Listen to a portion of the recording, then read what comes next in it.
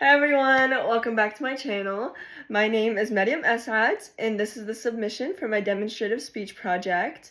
For this project, I chose a topic that is easier said than done, and I think we've all talked about it at one point, whether that be with friends, with loved ones, and I think we've all wanted to practice it. More of us have actually talked about it than actually practiced it, and this topic is how to focus on yourself while showing others love.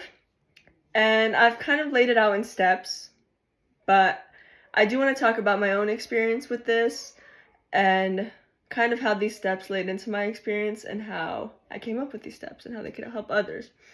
So I'm going to talk about the steps first.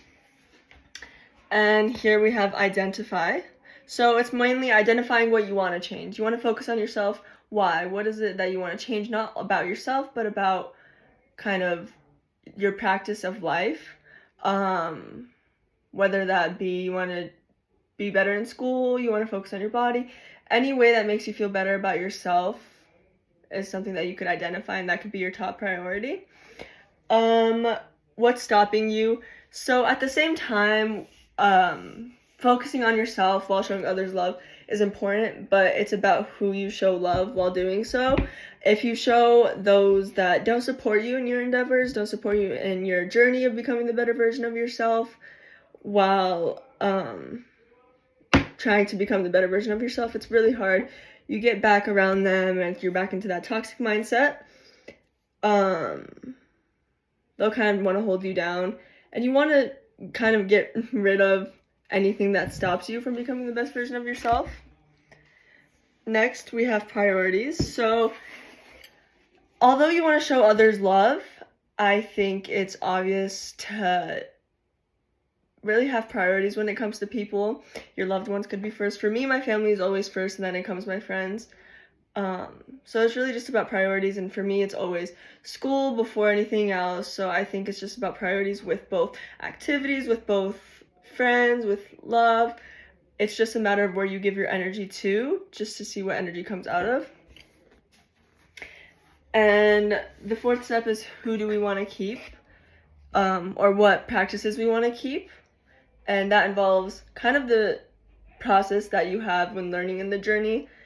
If it's important to learn more in the journey and kind of learn about new experiences and meet new versions of yourself during this journey, because that's really who you'll end up with. It doesn't matter what friends you have in the end, but it does matter with how many versions you've met of yourself and who you end up with at the end. So I do want to kind of make a scenario, partially in my life and kind of a scenario made up, where I've put these steps included.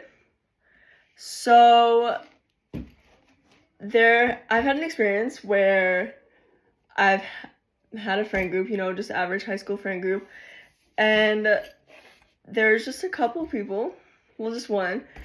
There's one person that wasn't as supportive as the others, and me being the only Muslim in my friend group, I was kind of the most practicing religious one, and there was one person that wasn't very fond of that, but didn't really show it. And keep in mind, this has been my best friend since 6th grade, so it was really hard to kind of separate myself from them.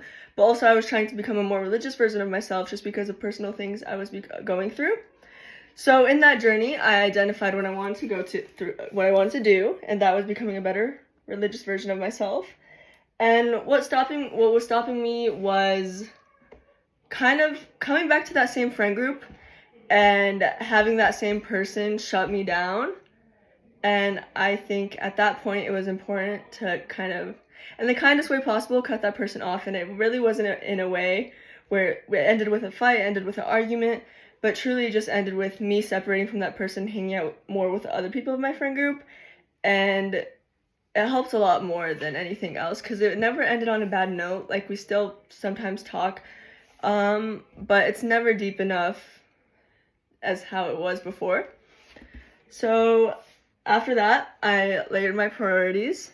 So obviously I prioritized my family, my religion, but I also prioritized the friends that stood up with me or stood with me against that friend and kind of were with me throughout the whole journey.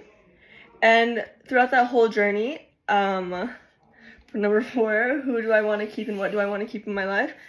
Um, I think that that journey really showed me what friends to keep throughout my life, and what friends to let go of, and what versions of myself I like the most. I like the version of myself where I wasn't doing anything against my religion, and I like the version of myself that prioritized my religion over anything else. So yeah. Thank you.